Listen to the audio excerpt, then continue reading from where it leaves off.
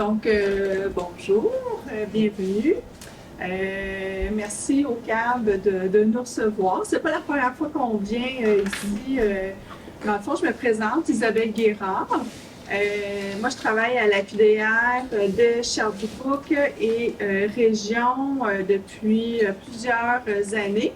Je pense que c'est la troisième ou quatrième fois même qu'on vient animer les ateliers ici. Je pense, là, je suis déjà venue donner fraude déjà au moins une fois. Je suis venue passer un atelier sur passer plutôt à plus tard aussi, je pense une fois ou deux. Un atelier sur les droits en RPA aussi, oui, que je suis déjà venue. Fait que moi, peut-être plus que 4 fois, là. Donc, ça me fait toujours bien plaisir. Je vous présente ma collègue Marie-Soleil, donc, qui m'accompagne aujourd'hui. Donc, la QDH Sherbrooke et Région est un organisme communautaire, comme le Centre d'action bénévole. Nous, à la QDH, c'est l'Association québécoise de défense des droits des personnes pré-retraitées, retraitées et aînées, donc les personnes de 50 ans et plus. Qu'est-ce qu'on fait à la QDR? Bien, c'est sûr qu'on porte des revendications pour l'amélioration des conditions de vie des personnes de 50 ans et plus. Par exemple, on va porter des revendications sur les droits des personnes aînées qui habitent dans une résidence privée pour aînés, une RPA. On travaille sur la fraude, on peut revendiquer des meilleurs revenus, des augmentations de la pension de la sécurité de la vieillesse, par exemple, du supplément de revenu garanti, l'accès à des soins et services à domicile, et j'en passe. Donc, on offre également différents ateliers. On a un journal, on a plein d'informations. À la fin aussi, on va pouvoir vous donner un dépliant là, complet là, sur c'est quoi la QDR. Donc, sans plus tarder, ben, qu'est-ce qu'une fraude? Là, vous avez la définition, mais pour vous, c'est quoi? C'est quelque chose de malhonnête, comme tu marches. Ouais. Tu sais, ça brime nos droits, quelque chose comme ça. Ouais, c'est quand on se fait avoir, ben, un appel téléphonique ou Ouais. chose comme ça. C'est de l'extorsion. Oui. Donc, c'est vraiment une action malhonnête faite dans l'intention de tromper en contrevenant à une loi ou un règlement. Donc, une fraude, c'est un acte criminel. OK? Donc, c'est pas banal, puis on n'a pas à tolérer la fraude, on n'a pas à tolérer non plus d'être victime de fraude. Donc, on peut les signaler, on peut dénoncer, on peut appeler le service de police local ou provincial pour signaler une fraude. Est-ce que vous êtes à risque?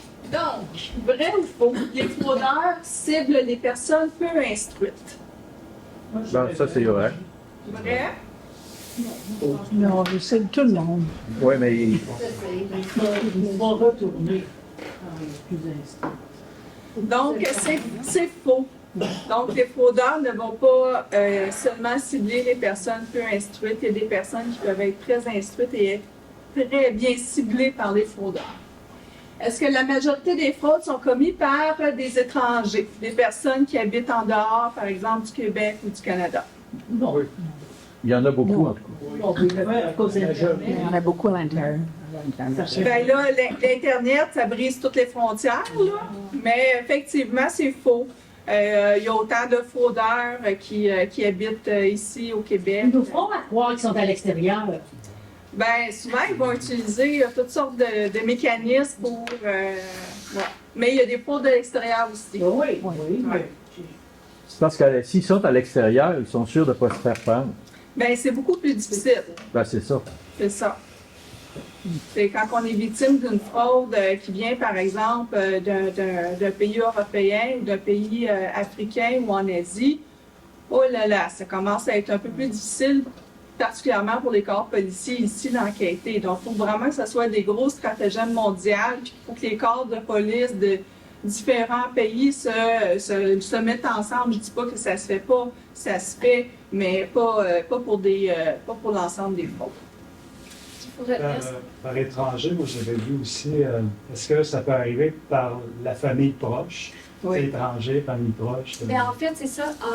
Les données canadiennes nous disent que 50% des fraudes sont, les vols d'identité et fraudes sont faits par des membres, des gens qu'on connaît, donc famille, amis.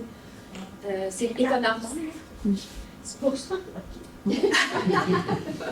Oui. Puis ici, c'est sûr qu'il y a la maltraitance aussi financière. Aujourd'hui, on ne va pas tant parler de maltraitance financière parce que c'est un petit peu différent de la fraude, mais il y a beaucoup de choses qui vont s'apparenter à de la maltraitance financière. Donc, mais il y a ça qui existe beaucoup. Est-ce Oui. que c'est un phénomène plus nouveau qu'avant? La fraude, Oui. non. Non? Mais existe tout le temps. ça va toujours en augmentant. C'est plus sophistiqué, par contre. Bien, oui, les stratégies utilisées vont toujours se parfaire. Donc, quand ils réussissent plus à... On voyait avec l'appelait, on n'en parle plus aujourd'hui beaucoup, mais avant, on parlait dans nos ateliers, on parlait de la fraude de l'Afrique de l'Ouest. Ouais. OK? Parce que ça provenait de là. Et c'était des courriels qu'on recevait de riches héritiers qui voulaient sortir du pays, que si ils nous permettaient de déposer leurs fonds dans notre compte en banque, ils sortiraient puis ils nous donneraient une partie. Je ne sais pas si ça dit quelque chose à quelqu'un. Fait que ce type de fraude-là, c'était la fraude de l'Afrique de l'Ouest. Mais on en a tellement parlé, on a tellement dénoncé. Je ne dis pas que ça n'existe plus. Ce type de fraude-là est sorti des pays d'Afrique. Il y a beaucoup de provenance d'Europe aussi maintenant. Mais les fraudeurs ils ont changé leur technique. Donc, c'est ça. Fait que c'est vraiment la technique. Puis, c'est les nouvelles technologies aussi. Beaucoup. On va voir aujourd'hui, là. Donc, les téléphones, l'Internet, l'ordinateur. Il y a beaucoup. L'arrivée des nouvelles technologies a amplifié beaucoup, là. L'aspect de la fraude. Donc, il faut savoir que la fraude, c'est le type de crime le plus courant. Puis il y a un Canadien sur 6 qui est victime de fraude. Donc, c'est des données quand même assez récentes de 2019. OK? Et c'est même plus que ça, parce que ça, c'est les gens qui déclarent avoir été victimes de fraude ou qui demandent de l'aide finalement. Il y en a plus que ça. En 2022, il y a eu plus de 90 000 signalements, plus de 57 000 victimes de fraude au Canada, puis les pertes financières liées aux fraudes sont évaluées à 531 millions. Et comme Marie-Soleil l'a dit, ça c'est seulement ce qui est déclaré. C'est selon le Centre antifraude du Canada, c'est 5 à 10 des fraudes que ça représente. Ça fait que ça veut dire qu'il y en a beaucoup plus. Est-ce que les aînés sont plus à risque? Oui. Oui? Bien, ils sont tout de moins ciblés par certains types de fraude, particulièrement aussi par certains fraudeurs. Donc, les aînés sont plus à risque. Pourquoi ils sont davantage... je me trompe, là, mais pourquoi ils sont davantage ciblés ou plus à risque? Mais plus à risque parce que souvent, ils ont de l'argent à la maison. Peut-être un petit peu moins aujourd'hui, mais souvent, quand les gens reçoivent leur pension, on va à la caisse, à la banque, on retire en argent comptant la pension, puis on ramène ça à la maison. Il y a ce type de génération d'aînés. Les fraudeurs savent ça. Donc, le fait d'habiter chez soi puis d'avoir de l'argent à la maison, d'avoir un bas de laine, ils le savent. Et évidemment, pour certaines personnes aînées, ça peut être la peur de manquer d'argent. Donc, ça veut dire qu'on peut essayer de tenter de faire un coup d'argent, si on veut, pour essayer de renflouer notre coffre. L'argent à la maison. Certains aînés peuvent avoir de la difficulté ou manquent un petit peu d'expérience ou d'information avec les nouvelles technologies. On va en voir tantôt. Et la vulnérabilité aussi est un facteur de risque. Donc, si on est plus isolé, si on est seul, si on peut avoir, ça peut être des problèmes physiques, des problèmes cognitifs.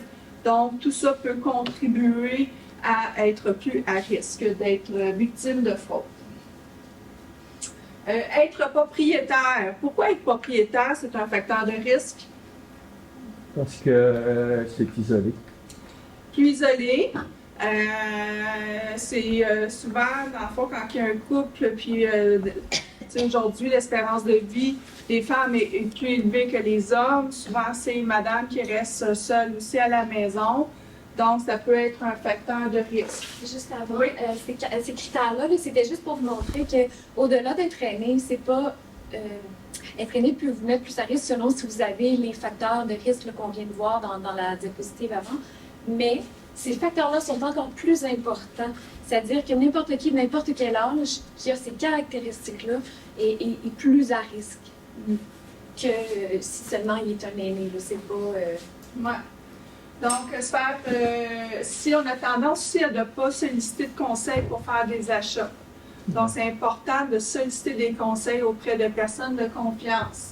Si on manque de connaissances par rapport à nos droits comme consommateurs, si on manque de connaissances sur l'actualité, qu'est-ce qui se passe au niveau des fraudes dans l'actualité? Vous avez vu l'actualité dernièrement? Il y a une fraude qui circule, là. Est-ce que vous la savez? Qui a remonté en surface, la fraude des grands-parents, présentement, là, qui circule. C'est un facteur de risque aussi, c'est le degré de réceptivité des techniques de marketing. Donc, si quelqu'un sonne à votre porte pour vous vendre une balayeuse, puis vous êtes incapable de dire non, puis vous achetez une balayeuse, je ne dis pas que c'est une fraude. Mais la technique de marketing utilisée, vous n'êtes pas capable de dire non, vous pourriez être plus à risque de vous faire avoir éventuellement par une fraude. Et si on a peur de raccrocher au nez. Donc, quand on nous sollicite par téléphone, quand on peut être insistant par téléphone, si on a peur de raccrocher au nez ou si on se sent mal de raccrocher au nez, même si on dit qu'on n'est pas intéressé, donc c'est un facteur de risque. La première question, êtes-vous propriétaire? La réponse c'est non. Oui. En partant. Mais on reçoit beaucoup de téléphones comme ça. Oui, Hein? êtes-vous propriétaire? Il faut apprendre à mentir. Oui. C'est ça qui est dur. Il Non. faut apprendre à dire non merci, puis des fois à mentir. Ouais, merci beaucoup de votre appel. Tu peux rester poli mais raccrocher. C'est ça. Mais faites propriétaire, non. Là, ils sont gelés. Ils sont gelés, hein? Mais moi, je ne sais pas si je fais bien, mais je ne manque pas de politesse. Je dis en quoi ça vous concerne. Tu sais. Puis ça m'intéresse pas de le savoir. C'est ça. Mais je ne sais pas si c'est une bonne affaire de faire ça, mais ça me fâche. Et je déverse ce que j'ai à déverser. Comme, OK. je sais pas, non plus en ligne plus longtemps. Oui. Parce qu'il y en a qui nous gardent en ligne pour prendre des informations comme appel interurbain, ces choses-là, puis ils vont nous ficher. Ça se peut, ça? Oui. Ça se peut-tu? Moi, Oui. j'ai entendu ça. Oui. Fait que, des fois, c'est... Je tiens à leur dire ma façon de penser. Mais il ne faut pas avoir peur aussi des fois juste de dire merci, je ne suis pas intéressée, je vous dis au revoir. La personne continue à parler, on peut se permettre de raccrocher. Ben, moi, qui voulais bien faire les travaux, mais c'est pas moi qui paye ça.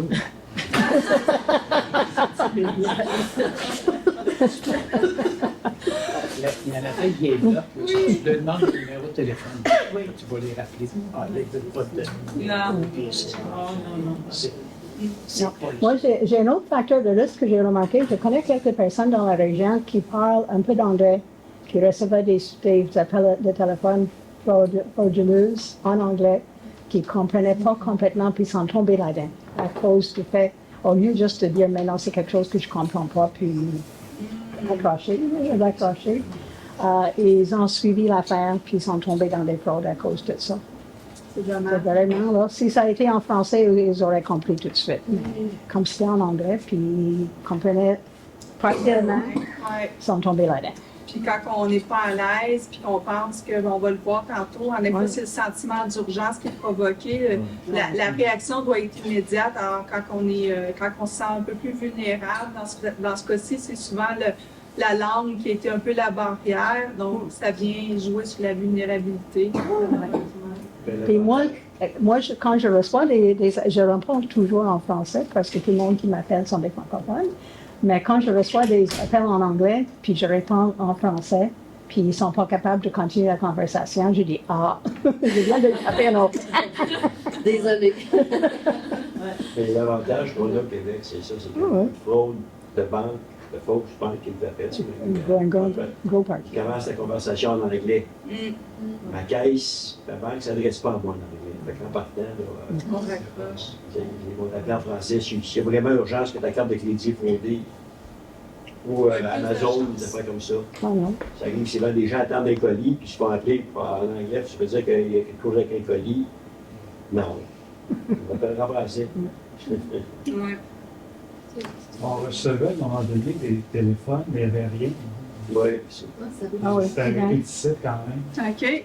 Puis, je ne sais pas qu'est-ce que ça peut donner. C'est des composants automatiques. C'est ça. C'est ça, c'est qu'ils vont. C'est juste pour mal faire. Non, c'est pas nécessairement ça. C'est que souvent, c'est pour te vendre quelque chose. C'est des compositions automatiques.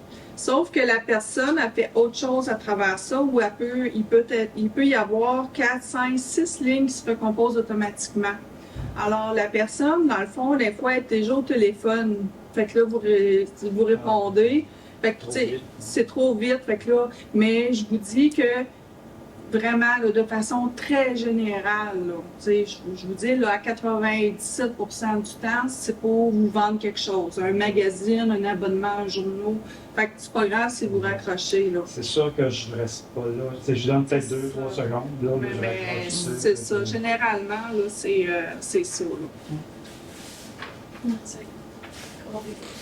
Comment on fait, oui, d'après vous, quels sont les signes que c'est une fraude? L'urgence. C'est tout de suite. L'urgence, tout de suite, Insistant. insistant. Puis après ça, ça va tomber dans la fin de semaine. Faut pas que, mettons que c'est pour la caisse populaire, faut que ça soit fermé ou c'est sur le bord de fermer, là. Faut pas que tu ailles le vérifier. Oui. Les heures de repas aussi. Oh, oui. Ouais. Les heures de... De repas. OK, oui, sur l'heure du souper. C'est sûr qu'on est là. Oui, ben oui, hein? Ouais. Moi, là, les heures de repas, quand je suis prêt à préparer mon dîner, là, les cartes mentionnées. Ah, nous aussi. Ah oui. Là, à cette heure, je raccroche tout, je parle même pas. Vous allez voir, on va vous donner des trucs qui peuvent vous aider dans ce genre de situation-là. Tout à l'heure, on a vraiment plein de trucs à vous donner là, pour vous prémunir de ça. Ouais. Un truc dans les hôtels, des fois vous êtes dans les hôtels, c'est quelqu'un qui appelle à votre chambre, puis il vous dit, on est dans la réception, pour la difficulté avec votre carte de crédit, puis on vérifie quelque chose avec vous, vous vérifiez, et il vient d'aller chercher vos informations. C'est pas la rédaction, c'est pas la réception de l'hôtel qui arrive. Alors, si vous prenez ça, vous arrivez, descendez à la réception, c'est arrivé, c'est une fraude. Ils sont vraiment inventifs. Ah oui, oui. Ils appellent à l'hôtel, ils demandent une chambre, la personne répond.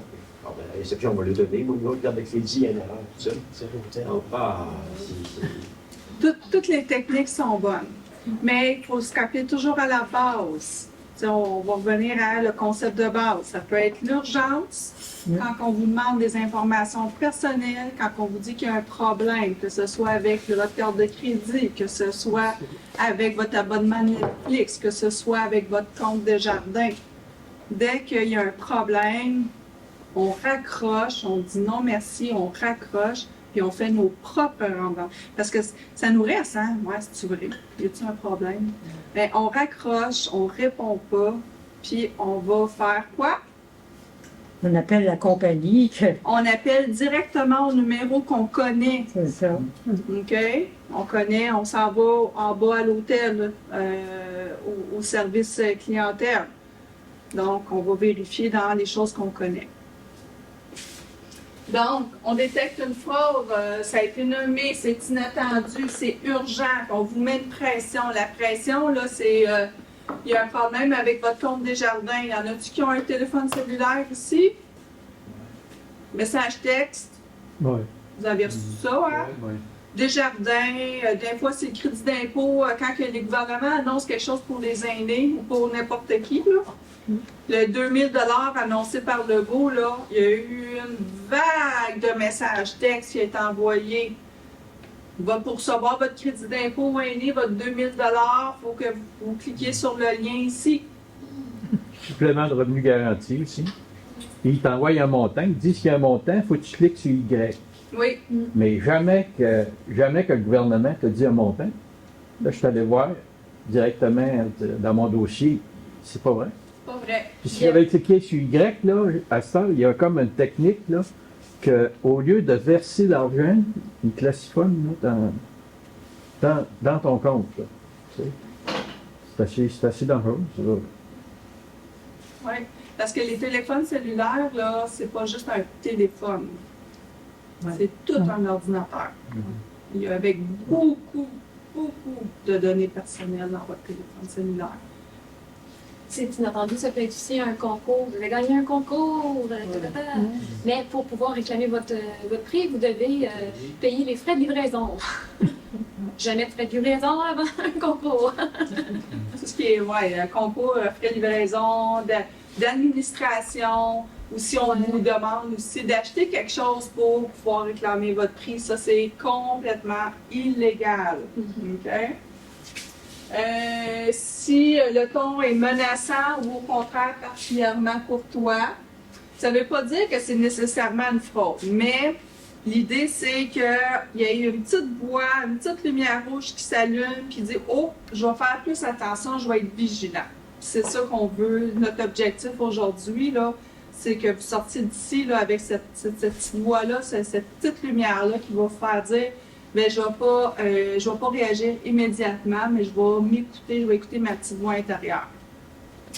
Quand la provenance du message a l'air louche aussi, si par exemple on reçoit un courriel de Desjardins qui nous dit qu'il y a un problème avec notre compte, puis qu'il faut répondre à, puis en répondant, bien là, c'est plus pantoute la même adresse, là.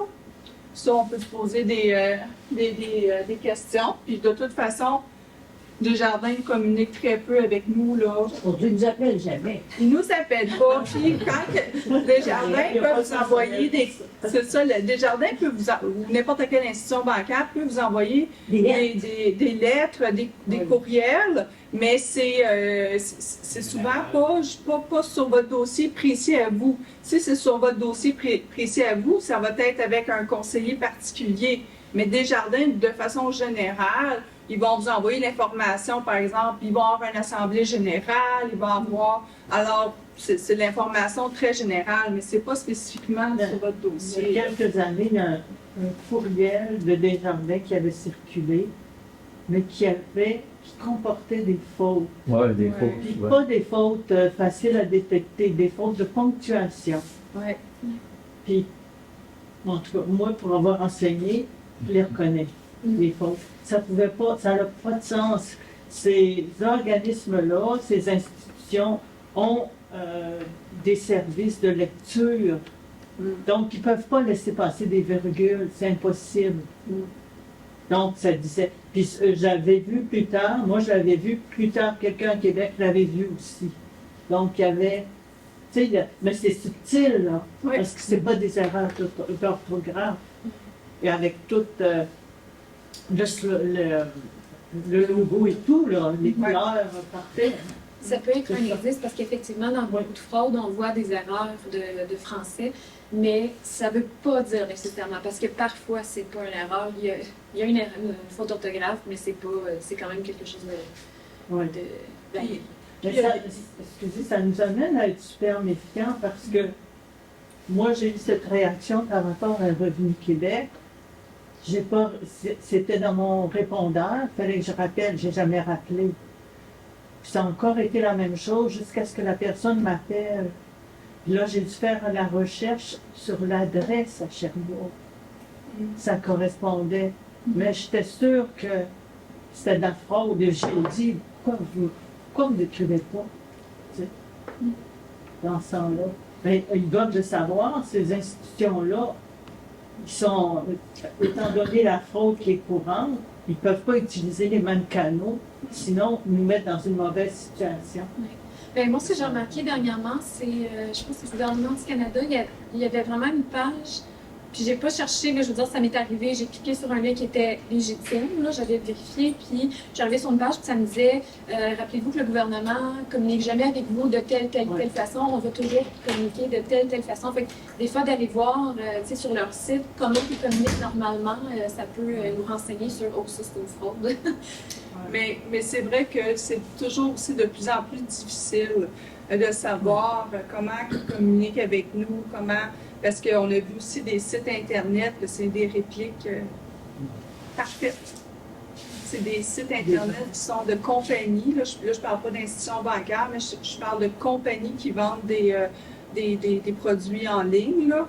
Il y a des répliques parfaites des sites Internet. C'est à s'y méprendre. Là où la puce à l'oreille vient, c'est les prix sont tellement différents. Ça a l'air trop beau pour être vrai. Alors, c'est vraiment à s'y méprendre. Les deux sites sont identiques, sauf les prix des produits.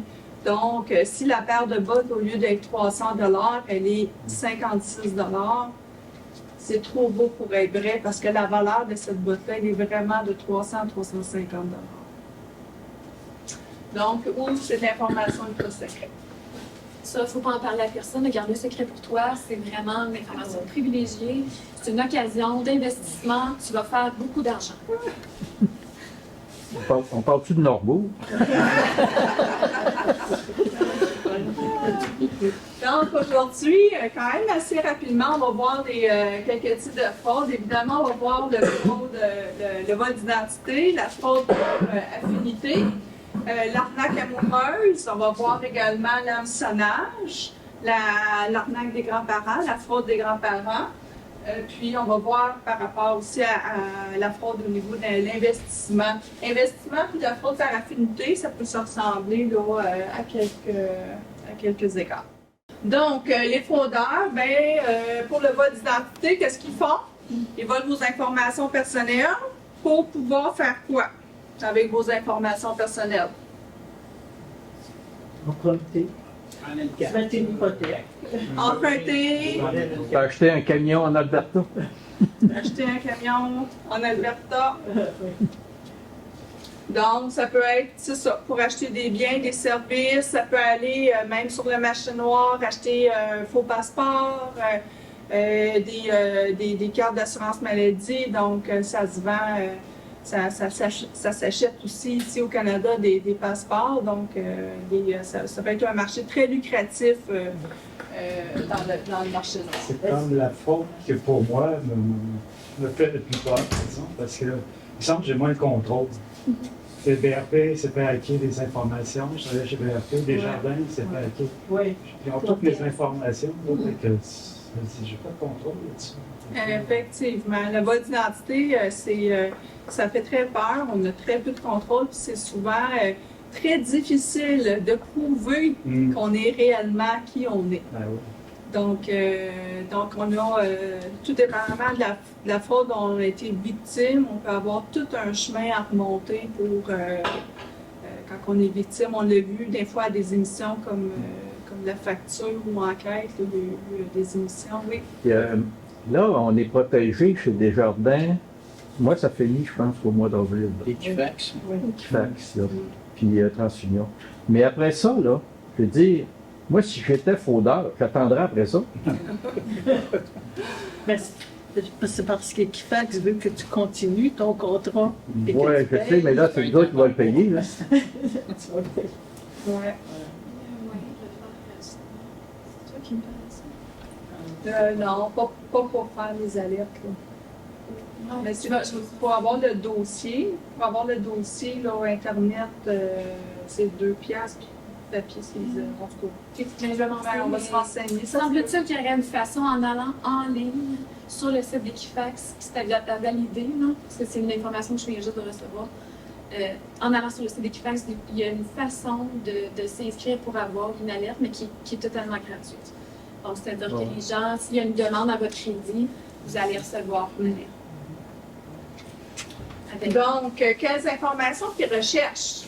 Ben là, on a marqué la date de naissance, le numéro d'assurance sociale, le numéro de compte en banque. Quelle autre information ils peuvent rechercher, les fraudeurs?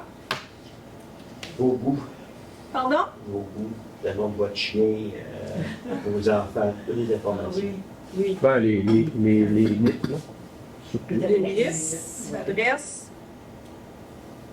Comment ils vont chercher, par exemple, les goûts, les animaux, le nom des animaux? Bon, des fois, les petits concours. Ouais, ou les petits jeux sur Facebook, sur Internet, hein? Ouais. Ils sont bons, ça. Tu sais, ça a l'air d'être tout beau, hein? Vous regardez une image, puis à quoi ça vous fait penser, ou c'est...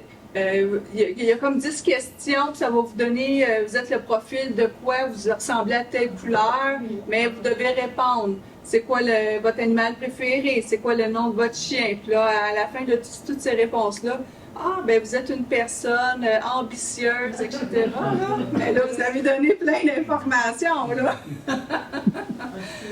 Donc, y a-t-il d'autres informations qu'ils recherchent? Mais c'est tout ça ensemble? Non. Parce que si on dit juste une chose, il n'y a pas de demande. Je vais vous donner un exemple. OK? C'est un vraie histoire, là. À la QDR de Sherbrooke, comme à plein d'autres organismes communautaires, on a des membres. OK? Il y a des membres qui payent une cotisation pour être membre de la QDR. Il y a une personne aînée qui reçoit un appel. C'est un monsieur qui dit qu'il travaille à la QDR nationale, puis qu'il est en train de faire des vérifications dans son dossier de membre. Donc, j'ai bien votre nom, votre numéro de téléphone, votre adresse, c'est bien telle adresse. Et la personne dit effectivement, ben oui, c'est la bonne information. Votre numéro d'assurance sociale, c'est-tu le 688-123-456? Et la personne, le membre, me dit, ben non, c'est pas ça. Et donne son numéro d'assurance sociale. La personne raccroche.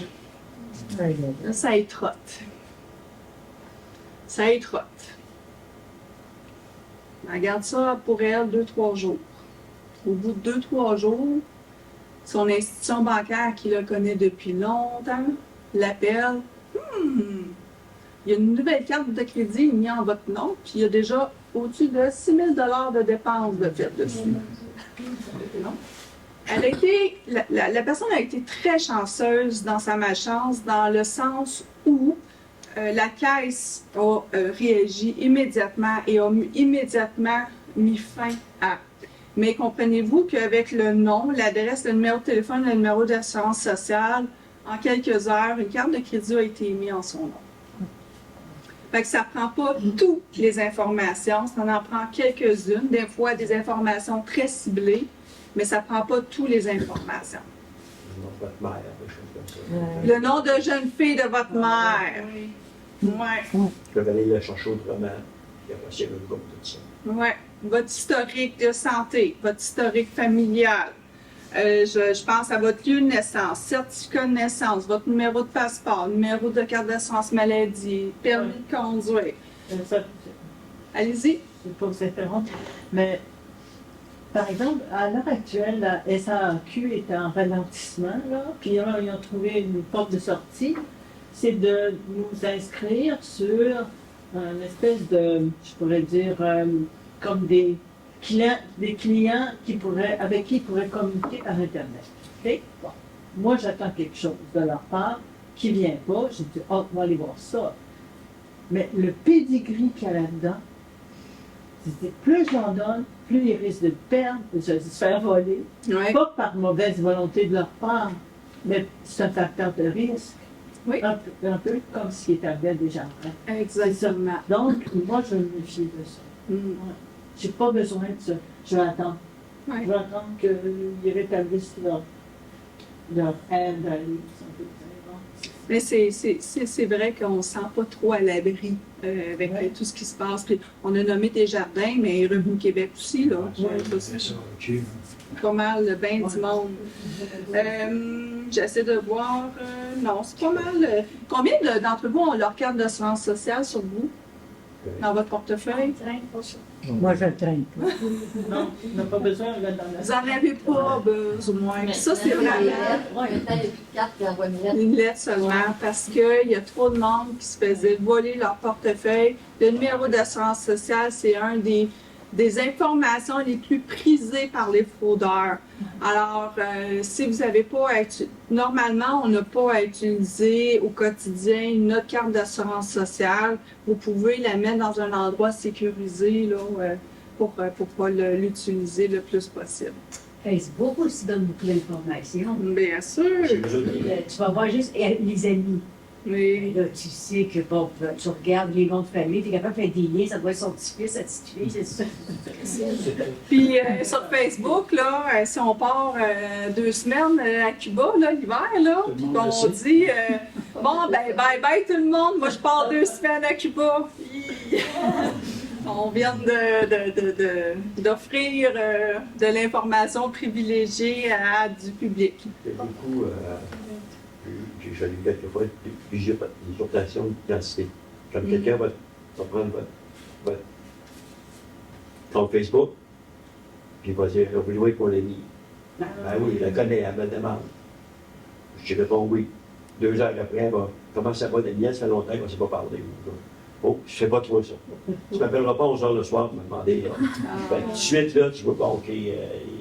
Des fois, quand quelqu'un fait longtemps, là, il veut vous parler à 11 heures le soir, 11 heures le soir. Ouais, t'es un peu là. Ben, le mieux, c'est de ne pas prendre d'amis.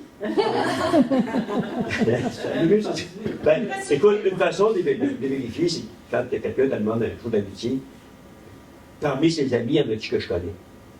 S'il y a 25 que je connais, oui. Mais si c'est Rebecca Ursula, cette fille avec le décolleté et tout, ça fait la peine. C'est non.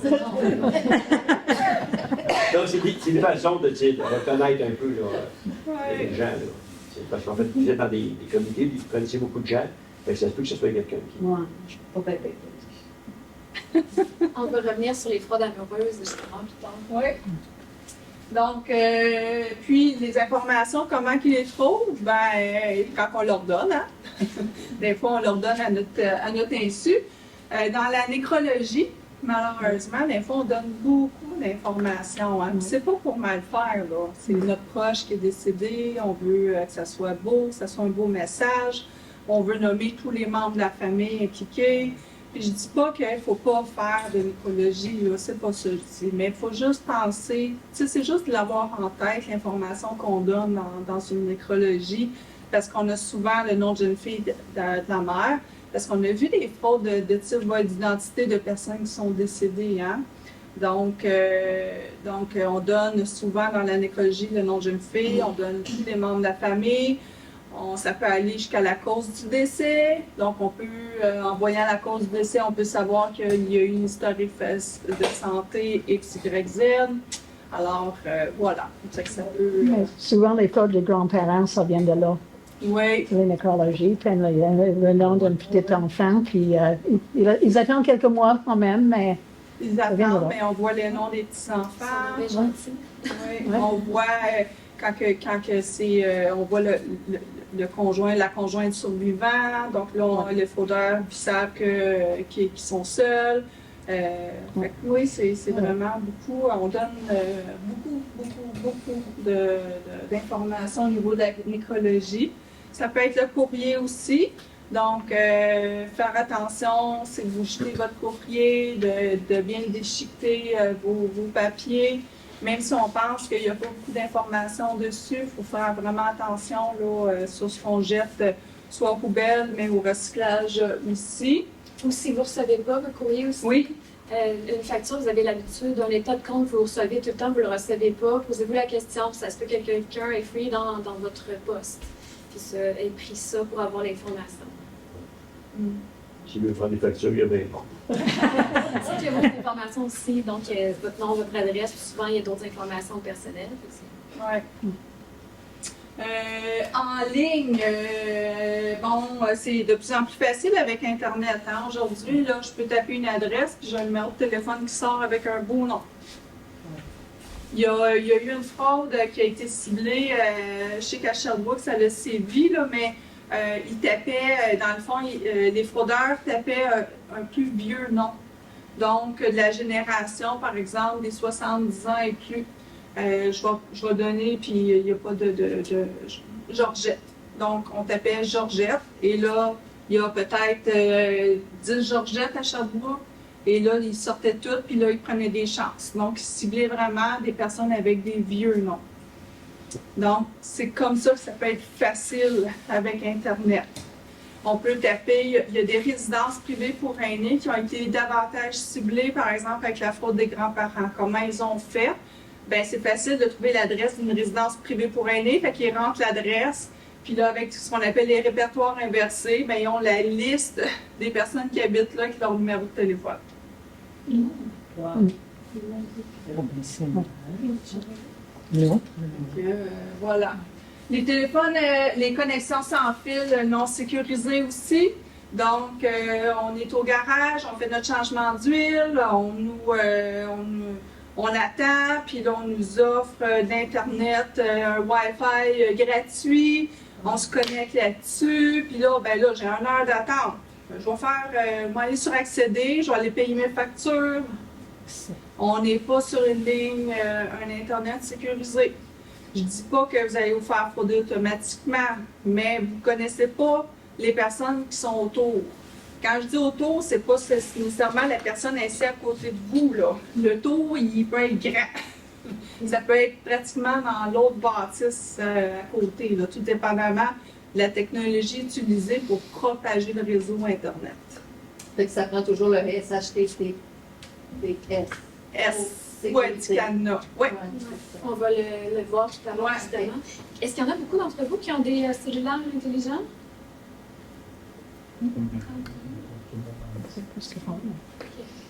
C'est un ordinateur, hein? Oui. C'est ça. C'est un ordinateur qui sait beaucoup de choses sur vous autres. Qui sait pas mal toute seule quasiment où vous habitez. Ben, la fraude par affinité, c'est quand un membre, vous appartenez à un groupe, puis que le groupe avec qui vous appartenez, vous faites des fois des activités, vous inspire confiance, puis vous propose une occasion d'investissement, soi-disant unique, exceptionnelle, que vous allez faire un bon coup d'argent. Puis on vous dit aussi qu'il faut garder cette information-là plutôt secrète. Donc, on peut se méfier de ce type de fraude-là. C'est sûr qu'il y a tout ce qui est nouveau aujourd'hui aussi avec la crypto-monnaie. On ne va pas rentrer dans la crypto-monnaie aujourd'hui, mais il faut faire attention. Ce qu'il faut savoir avec la crypto-monnaie, c'est qu'il n'y a pas vraiment de loi ou de règlement là, qui encadre la crypto-monnaie. Donc, est-ce qu'il y a des gens qui ont fait de l'argent avec ça? Oui. Est-ce qu'il y a des gens qui ont perdu beaucoup d'argent avec ça? Encore plus.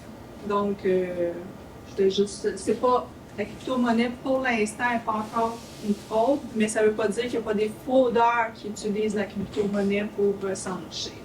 Puis ça, tu sais, juste pour donner un exemple, ça peut être, vous êtes inscrit à un cours d'ornithologie ou de danse, n'importe quoi, puis la personne va vraiment attendre d'établir un lien de confiance avec vous, tu sais, développer des affinités, puis là, vous allez vous sentir à l'aise, puis c'est à ce moment-là qu'elle va vous proposer « Hey, j'ai une opportunité d'investissement qui est vraiment, ça n'a pas de bon sens, là, on va devenir riche. » C'est tout de suite, là, drapeau rouge. Est-ce que, ben là, je sais que pour les nouvelles émissions de La Petite Vie, mais est-ce qu'il y a eu des fans de La Petite Vie dans la salle? Ouais. L'émission de La Petite Vie? Ouais. Bon, moi, étant une grande fan de l'émission de La Petite Vie, c'est quand que Régent et Thérèse veulent vendre les produits You. Donc, qui vont devenir millionnaires dans 2 semaines, là. Bon, ben, ça ressemble un petit peu à ça. Donc, la fraude par affinité, il faut parler à d'autres personnes de confiance. Donc, si on se fait approcher pour investir dans quelque chose d'assez exceptionnel, on peut dire, regarde-moi de l'information. Généralement, on ne veut pas vous donner de l'information par écrit. Puis prenez le temps d'y penser, puis parlez-en avec des personnes de confiance à votre institution financière, puis faites des vérifications auprès de l'Autorité des marchés financiers. Puis je vous dis qu'à 99 si ce n'est pas 100 l'Autorité des marchés financiers va vous dire que c'est une fraude. Donc, voilà. On va vous remettre les coordonnées dans les mémoires et les coordonnées de l'Autorité des marchés financiers. Donc, vous allez savoir comment les contacter. Ouais. Par affinité, là, ce que vous voulez dire, c'est quelqu'un qui s'approche de nous, on devient copain-copain, c'est ce genre de choses. C'est ça. C'est ça. C'est le lien de confiance, là, Marie-Saël l'a bien nommé, c'est le lien de confiance qui réussit à établir avec vous. OK.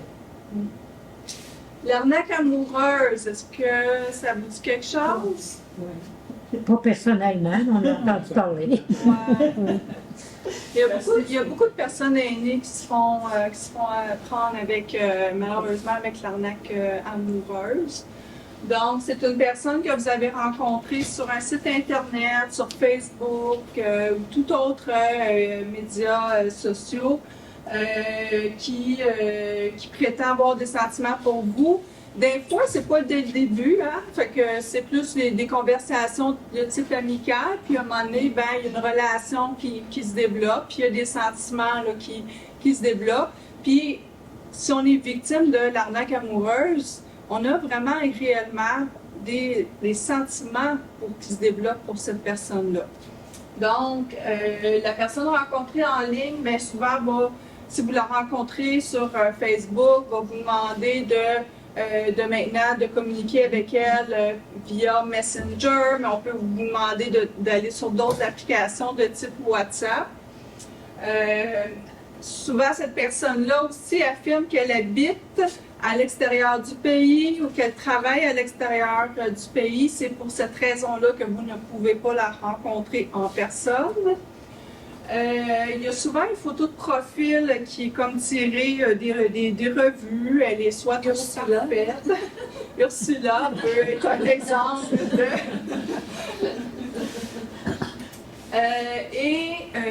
dans le fond, avant d'arriver à l'étape de réclamer de l'argent, c'est qu'il y a toute une relation qui se bâtit. Il y a, comme je vous ai dit, il y a des réels sentiments qui se développent, que vous développez avec cette personne-là. Et il faut savoir que les personnes derrière l'écran qui vous arnaquent, c'est des personnes qui sont des experts en psychologie. Donc, ils finissent par vous sentez réellement que l'autre aussi elle a des vrais sentiments pour vous. Ça va vraiment très, très loin jusqu'à un moment donné où on commence à vous interpeller pour des fois, c'est des petits montants.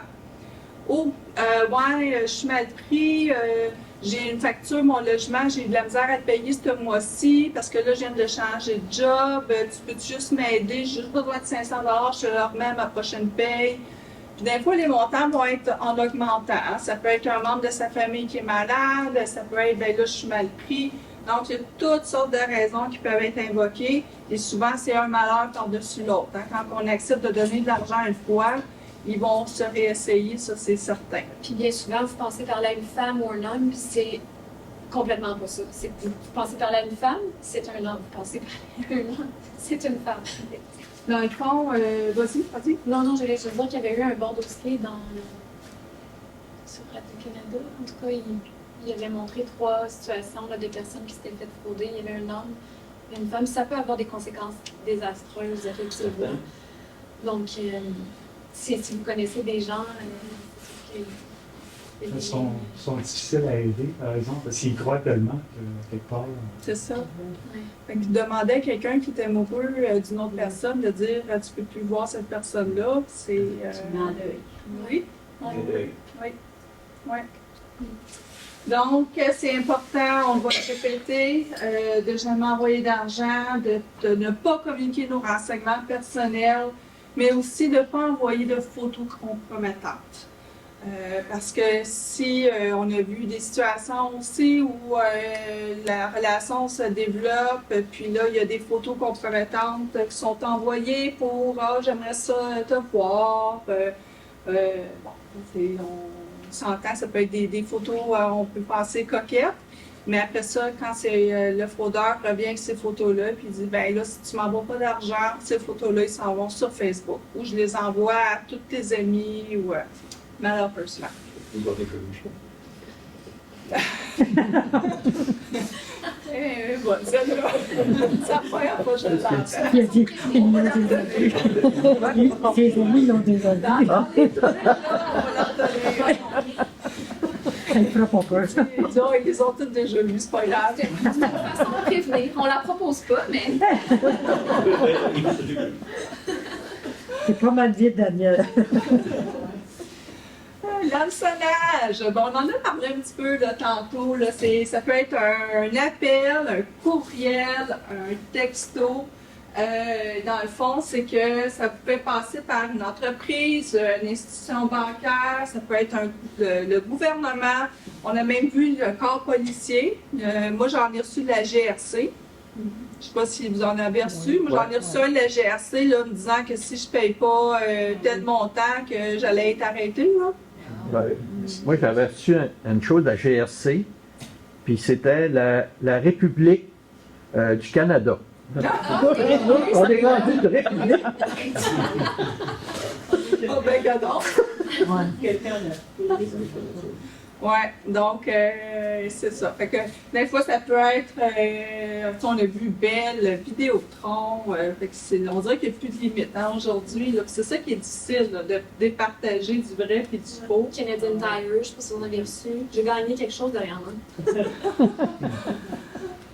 Donc, évidemment, on cherche l'hameçonnage, c'est ça, c'est toujours de susciter une réaction impulsive, une urgence d'agir ou de réagir immédiatement.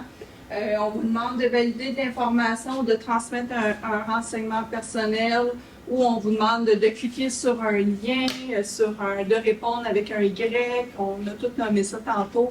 Donc, quand c'est comme ça, on essaie on ne répond pas. Puis, des fois, ça s'adresse aussi pas directement à vous. Hein? Ça s'adresse à votre numéro de téléphone. Mais pas de nom. Pas de nom. Il n'y a pas de nom. Ouais, c'est ça. Mais même s'il y a un nom, personnellement, je vais essayer de me méfier. Mais il y a aussi, tu sais, mettons, là, au Costco, ils font tirer un camion. Mais là, faut que tu remplisses toutes sortes de choses. Ouais. Ça, c'est. Puis on va chasse et pêche. Là, tu peux gagner un canot ou un moteur. Là. Ouais. Puis là, il faut que tu remplisses des choses. Ça c'est la pire place là, pour mettre notre nom, il me semble. Là. Ben, écoutez, je ne vais pas vous dire de ne pas participer à des concours parce que les concours sont souvent très légitimes. L'enjeu à l'arrière des concours avec les petits coupons qu'il faut remplir, ça peut être chez IGA. Je ne sais pas, avez-vous un IGA ici? Oui. Fait que Costco font ça, IGA font ça. C'est pas pour mal faire. Le concours il est vraiment vrai. La question est, qu'est-ce qu'ils font avec ces petits papiers-là après? Ouais. C'est là la question qu'on doit poser avant de participer à un concours. Puis là, dans le fond, c'est à vous de mesurer le risque. Fait que moi, s'il y a un petit papier, je demande toujours, je fais la cliente bien plate, là, mais je demande, faites quoi après avec les petits coupons?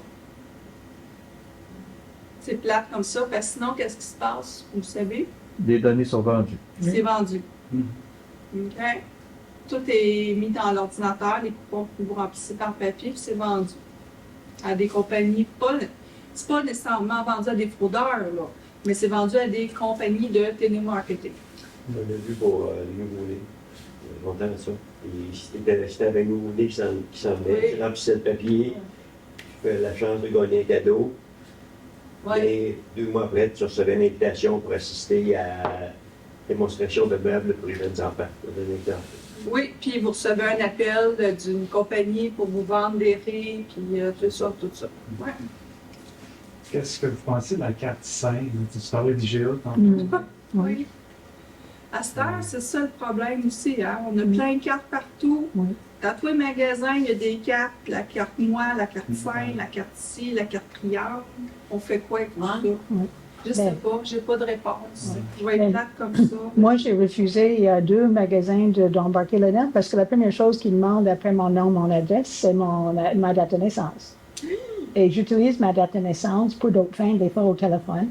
Il n'est pas question que je donne ça à des cartes de points. Mais c'est ça. Il faut donner une date de naissance pour avoir ces cartes-là. Je pense que c'est vraiment à chacun de vous d'évaluer. Est-ce que c'est un commerce que je vais souvent? Est-ce que je vais vraiment retirer des avantages? Quels sont les risques? Puis on est bombardé de petites informations, je consens à, puis là, il y a des pages et des pages. Est-ce qu'on lit tout ça honnêtement? Non. C'est ça. Fait que je peux pas vous dire non, je peux pas vous dire oui, c'est sans problème. Mais je pense que c'est à chacun de nous d'évaluer le risque qu'on veut prendre. Des fois, il y en a qui vont dire, ben moi, je vais juste prendre une carte parce que je fais toujours, mettons, je vais prendre la carte 5 parce que je fais tout le temps mon épicerie chez IGA. Je vais jamais en aucune autre épicerie.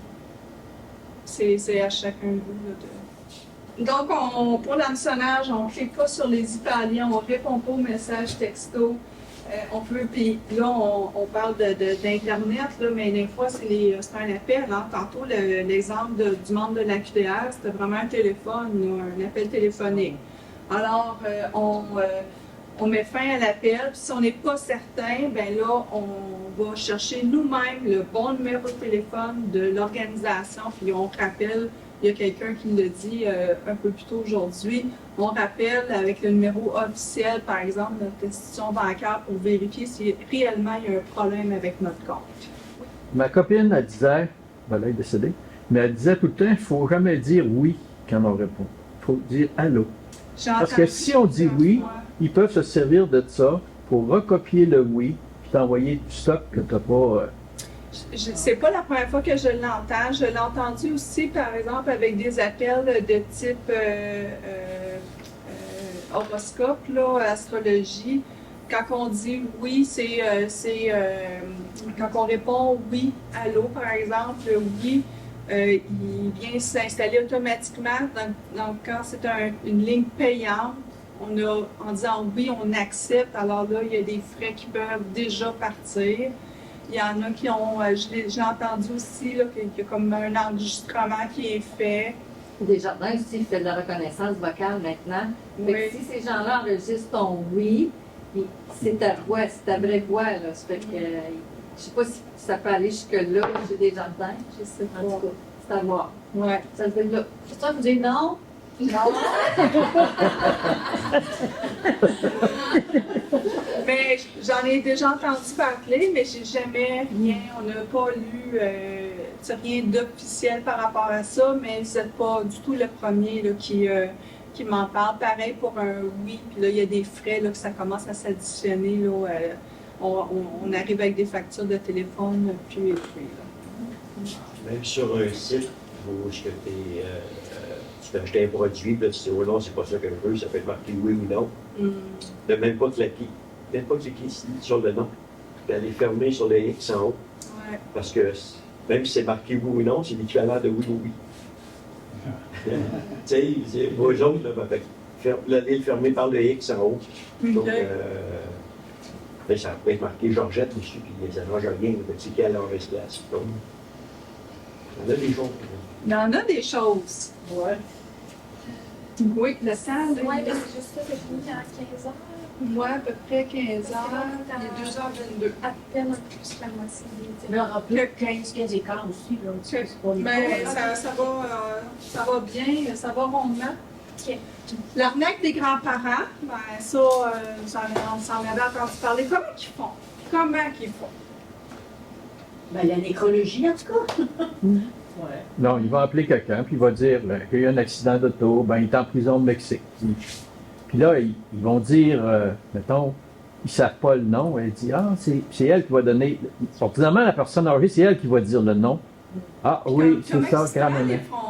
Comment il s'y prend, les fraudeurs, pour faire dire le nom? Les évolutions. Ben, ils vont faire parler un peu. Grand-maman, c'est Tu me reconnais-tu? tu me reconnais-tu? Ouais, des choses comme ça. C'est elle qui va donner la réponse. Oui, La c'est ça. personne âgée. Je dis grand-maman, mais souvent c'est grand-maman parce que, je veux dire, les personnes sont assez âgées que les grands-pères sont partis. Mais c'est exactement ça. C'est qu'on reçoit l'appel. La voix, elle n'est pas nécessairement belle. On l'entend de loin. On ne l'entend pas bien. Grand-maman, tu sais qui? Tu m'entends-tu? Tu me reconnais-tu? C'est tous des mots. Fait que là, la personne va répondre, Gilles, c'est-tu toi? Oui, c'est moi, grand-maman. OK? Voilà. Là, il pleure, là. Hier, à Magog, là, la personne qui a appelé pleurait. Ouais. Parce que t'es rendu en prison. Puis là, ça prenait de l'argent là, pour le faire sortir. Mais ce genre de fraude, là, c'est-tu local? Tu sais, tu parles de Magog. Ici, il y en a eu à Valcourt dans un édifice. Là. Ici, 450 des vendeurs. Plus qu'une personne. Moi, j'ai l'impression que ça se fait comme de façon circulaire. Là. Tu sais, on pogne un quartier et on l'exploite. Là. Puis après, on Oui, passe c'est le des quartier. vagues. Et ce que je me dis par rapport à ça, plus c'est dénoncé, mieux c'est. Mais les gens ne vont pas dénoncer parce Non. qu'ils ont une certaine honte. Oui. Il y en a qui vont le faire pour dire, ben, faut pas que ça arrive à d'autres. Mais souvent, on va dire, hey, je suis niaiseux, je me suis fait avoir dans une affaire comme ça. Tu sais. Comprenez-vous ce que je veux dire? C'est ça c'est ça un petit peu le ticket modérateur, tu sais, qui fait que ça va s'estomper.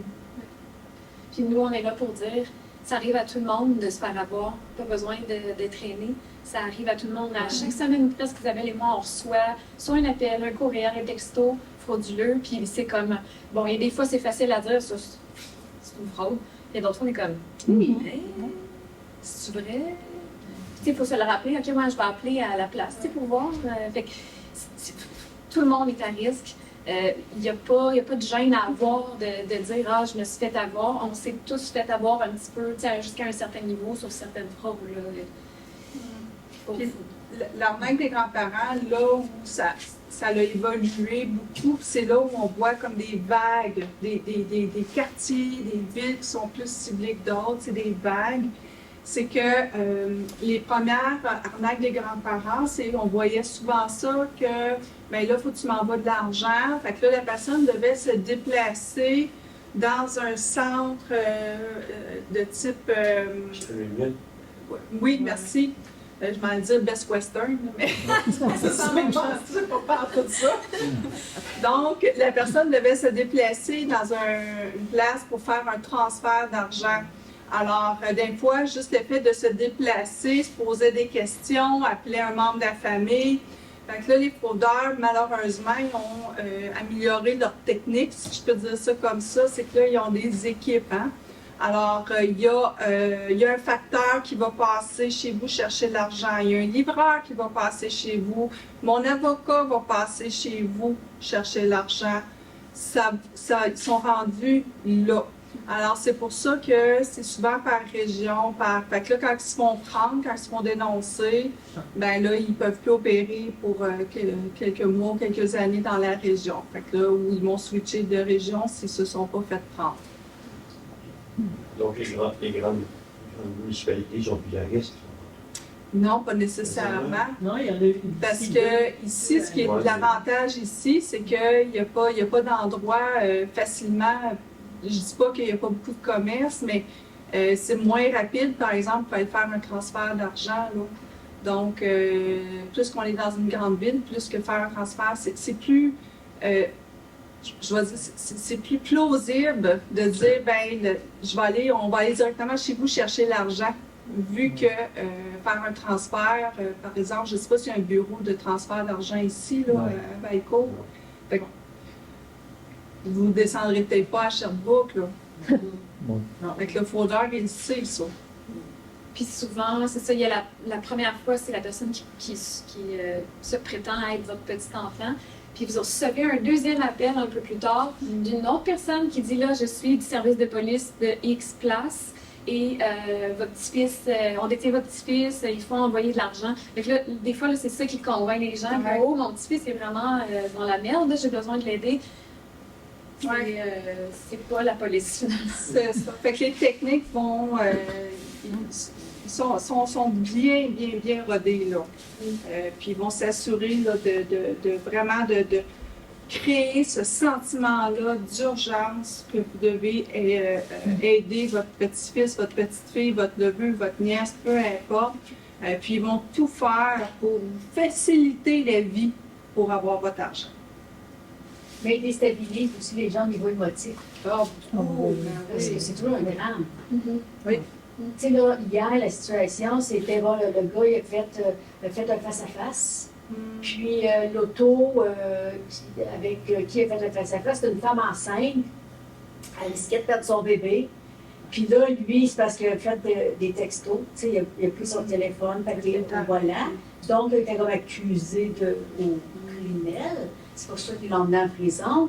Fait que là, écoute, là, le grand-père qui reçoit l'appel, là, écoute, t'es dans tous tes états, là. T'es capable de réfléchir. Il empêche les gens de réfléchir. C'est ça. C'est vraiment... c'est des bons ça comme un drame. Ouais. J'ai reçu un texto de quelqu'un qui disait qu'il ne pouvait pas me parler, qui supposément était mon ami, que je ne connaissais pas. Fait que, puis, il y avait un cancer à la gorge, il ne pouvait pas me parler, il fallait juste être par texto. J'ai répondu que j'étais mon salaud, puis j'ai passé avec ma blonde, mon esti n'est pas tout à fait carré, c'est pas vrai. Ouais, tu peux pas demander d'argent, t'es passé avec ma blonde, j'ai vu ça. Il y a une personne dans mes connaissances qui je reçois un message me disant qu'il a besoin vraiment de me parler, qu'il faut se rencontrer dans tel restaurant, puis j'ai pas moyen. Puis si je réponds à son courriel, en répondant au courriel, parce que ça a l'air être son courriel à elle, en répondant, ça me donne tout un autre genre de courriel bizarre. Fait que cette fraude-là, elle sévit aussi. Fait que là, on se rend dans le café ou le rendez-vous qui est pris, puis j'ai besoin d'argent, puis ils sont... Pendant ce temps-là, il fait votre maison chez vous. Moi, j'aime ça entendre qu'il y a des gens qui savent comment leur répondre parce que je me dis, tiens, toi, on leur donne la monnaie de la... Mais il y a aussi, j'avais reçu un courriel, c'était immobilier. Là, tu n'avais plus besoin de payer ton logement. Là, à la chose, tu payais à eux autres. Ben oui, toi. me semble que je vais te donner, je vais te payer ça. Mais il y a la version courriel, puis il y a la version, la lettre que vous recevez par la poste aussi, la même chose. C'est comme si c'était votre propriétaire. Puis là, au lieu de faire un transfert ce mois-ci, je vais passer chercher le montant du loyer en personne. Puis faire attention. Appelez votre propriétaire avec le bon numéro. Fait que pour l'amener des grands-parents, peu importe ce qu'on vous dit, ne pas en parler à personne, dis-les pas à maman, dis-les pas à papa, je suis dans la chenoute, parlez-en, parlez-en. Puis ça, je pense que c'est une personne, justement, un membre qui nous avait dit, poser des questions personnelles, que ça, soit vous posez une question, tu sais, que... vous dites, ben là, je veux juste confirmer que c'est toi. Est-ce que la voiture de ta mère est X couleur ou je ne sais pas? Mais ça peut être aussi une question piège du type, ben ton frère, il est-tu au courant? Puis il n'y en a pas de frère. Ouais. Et très excellent truc. L'investissement, ben ça, c'est des stratagèmes utilisés pour convaincre d'investir votre argent avec une promesse de faire un gain rapidement sans risque. Alors, ça, c'est ce qu'on appelle souvent un délit d'initié. S'il y en a qui ont... alors, c'est d'avoir de l'information privilégiée qui... alors, ça, c'est vraiment... c'est illégal, donc il n'y a pas... si le placement qu'on vous propose semble trop beau pour être vrai, le placement aujourd'hui, là, c'est qui rapporte quand même bien, tout à fait légal. On parle de quoi? 6 6, 7. 7. Fait que si je vous en propose un qui rapporte 12 allez-vous me suivre? Dans l'orbeau? Alors, quand c'est trop beau pour être vrai, là, on fait attention. Donc, si le placement là, qui vous promettent à des taux élevés, là, on se méfie. Donc, on doit vraiment vérifier que la personne est bel et bien inscrite au registre de l'Autorité des marchés financiers. Ça ne veut pas, dans le fond, il y en a qui sont inscrits puis qui ont finalement réussi à faire des fraudes. Donc, ce n'est pas une gage de sécurité, mais c'est un bon départ. Mais c'est sûr qu'il faut toujours demander toute l'information écrite et complète sur le produit financier qu'on veut vous vendre. Et demandez-vous si le placement, c'est trop beau pour être vrai. Du moment où ça semble trop beau pour être vrai, on devrait reculer. Donc, comment on fait pour prévenir une fraude? Je ne peux pas dire oui.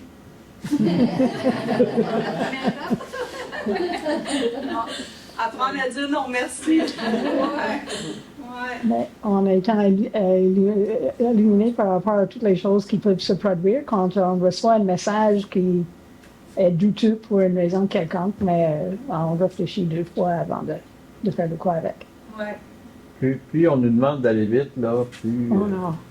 Plus, il faut ralentir. là. Exact. Ah oui, plus la petite voix intérieure, elle devrait nous taper sur l'épaule, hein? oui, oui. Ouais. Ouais. Il y en a d'autres? Donc, on se méfie de toute situation qu'on vous demande des renseignements personnels ou pour vous aider dans votre situation. Là, on parle, par exemple, des jardins, il y a un trouble avec votre compte. On n'envoie jamais d'argent, on évite d'envoyer des renseignements financiers.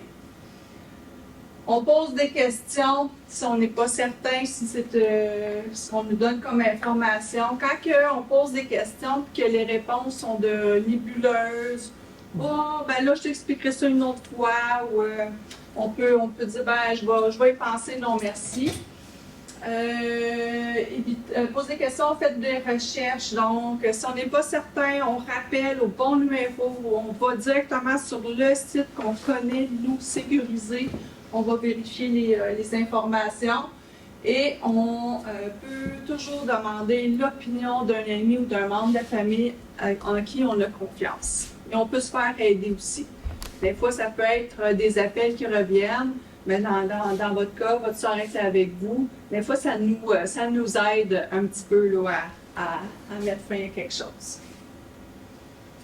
Vérifiez régulièrement aussi vos relevés. Donc, c'est pas nécessairement parce qu'on est inscrit sur Equifax ou TransUnion qu'on n'a plus à se soucier de nos relevés mensuels de nos notes ou nos comptes ou de notes ou nos cartes de crédit. On prend le temps de déchiqueter les papiers importants, des papiers qui contiennent de l'information personnelle, de ne pas mettre ça au recyclage. Si on n'a pas de déchiqueteuse à la maison, on peut déchirer comme il faut avec les doigts. On peut utiliser des ciseaux aussi. Ça fait très bien la job.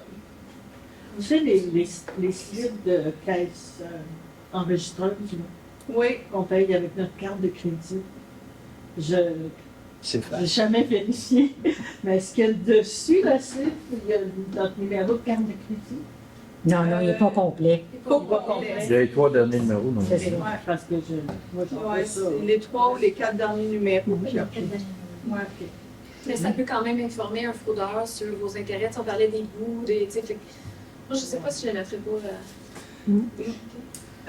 Moi, personnellement, j'ai pas de déchiqueteuse. Quand c'est quelque chose vraiment là, que je veux jeter tout de suite, je vais vraiment le découper avec des ciseaux. Mais ce que je fais aussi, c'est que j'ai une boîte à la maison. Là, c'est sûr que moi, j'habite à Sherbrooke. À Sherbrooke, une fois par année, le service de police font le grand déchiquetage. Là. Nous autres aussi, on a le même service. Bon, alors voilà, donc ça, c'est mon truc préféré. Fait que je mets tous mes documents là-dedans. Des fois, ça me permet de... Souvent, c'est des factures aussi. T'sais, moi, j'ai tout le temps peur que ma facture, ils prennent de l'information là-dessus. Fait que moi, je mets tout là-dedans. Fait que si en cours d'année, je veux revoir quelque chose, ben je sais que dans ma boîte. Puis une fois par année, ben là, je vais porter ma boîte quand c'est pas des papiers trop importants. Oui, le truc, il y en a. Ça, le prix là, des ateliers qu'on offre, là, les gens nous disent, ben moi, j'ai un répondeur à la maison, un répondeur qu'on entend, là, qui est physique, là. Puis, chaque appel que je reçois, mes amis, ma famille savent que quand ils veulent me parler, qu'ils doivent commencer à parler, je les entends sur le répondeur et là, je décroche. Ouais. Puis, si c'est un appel important, par exemple, pour nous donner un rendez-vous au CIUS, ils vont laisser un message. Alors, quand ils commencent à laisser le message, vous pouvez aussi décrocher et parler. Fait que ça, c'est un truc qu'on nous a... Dans vos répondeurs, là, c'est l'option filtrage des appels. vous le mettez on, puis ça va. Là, vous allez entendre les messages de vive voix. Vous allez pouvoir répondre pendant que le message est en train de se prendre. Mais moi, ce que je fais aussi, je vais voir, je fais une recherche sur le numéro de téléphone. Oui. Ça veut dire, tu l'afficheur, tu es capable de le voir qui. Puis des fois, tu tombes sur une série, tu vois que c'est pas un composeur automatique, là, Ouais. ou des choses comme ça. Là. Ouais. Fait que, des fois, le téléphone, on peut mettre ça googler, là, comme le nouveau verbe. Là. On va googler le numéro de téléphone, puis on demande si c'est une arnaque. Puis souvent, là, on va voir là, où c'est un arnaque, puis là, on a une série de téléphones. Là. Ouais. On peut faire ça aussi. Mais quand c'est un cellulaire, on n'est pas capable de faire ça. Non. Inconnu, ça va aussi loin que j'en ai eu un appel en anglais, là, hier ou avant-hier, puis ça marche Sherbrooke. Ouais. Je vois très bien que ça ne vient pas de Sherbrooke, je pense qu'ils ont des façons de passer, des façons de créer l'impression. Je réponds. Ils viennent de Sherbrooke. Il y a quelqu'un de Sherbrooke qui m'appelle. Ah, il est sur la toile, il c'est Amazon. Ben oui. C'est vrai, ça. Là. Oh, oui. Puis, ça marquait Sherbrooke. Ouais. Mais il y avait un numéro aussi de la pharmacie, en tout cas, ça fait c'est 6000. Puis là, c'était la pharmacie, mais c'était pas ce numéro-là qui affichait. Tu t'appelles là, puis c'est même plus, c'était même plus Family Prix, là, c'était rendu ailleurs. Puis c'était vraiment la pharmacie Family Prix. Tu sais, dire, puis comment tu lui as dit, je lui ai dit, bon, qu'est-ce que tu veux qu'on fasse? C'est beau. Non, c'est pas évident. Ouais, écoutez, faites-vous confiance, écoutez votre petit bout intérieur. C'est le meilleur truc. Comment on fait pour se protéger en ligne? On l'a nommé tantôt. HTTPS avec un petit cadenas. Fait que si on a à faire des transactions, si on veut acheter quelque chose en ligne, quand on veut aller faire nos transactions bancaires en ligne, on s'assure que le HTTPS avec le petit cadenas. Donc, on s'assure aussi qu'on utilise une connexion sécurisée. Donc, on ne va pas faire nos transferts bancaires quand on attend notre changement d'huile au garage. Ou si on va dans un café, par exemple, on va prendre notre café chez Tim Hortons, qu'on a le Wi-Fi gratuit, on fait attention à notre navigation Internet. On fait attention aussi aux faux sites Internet, comme on l'a mentionné. À cette heure, ils sont très bons pour faire des faux sites Internet. Puis même quand on clique nous-mêmes le site Internet, ça nous amène sur un faux site Internet. Fait que si ça a l'air trop beau pour être vrai, ou s'il y a des fautes d'orthographe ou des choses que vous n'êtes pas, qui sont un peu différentes, ben on ferme tout ça. Faites vos propres recherches. Donc, si vous avez besoin de quelque chose, faites vos propres recherches. Répondez. Si vous répondez à un message, assurez-vous que l'adresse est légitime. Donc, quand on répond à un courriel, quand on répond, il y a comme le courriel qui apparaît de réponse. On vérifie ce courriel-là. Si c'est pas en tout le même ou si c'est bizarre, on ne répond pas, on ferme ça. Si on a l'Internet par le cellulaire, c'est plus sécuritaire que le Wi-Fi public? Bien, vous parlez du LTE qu'on paye. LTE. Donc, le LTE, c'est votre Internet à vous. Donc, sauf que si vous vous branchez, si par exemple le Wi-Fi est comme toujours automatique, puis que vous allez, par exemple, je dis, vous allez tout le temps chez Tim Hortons.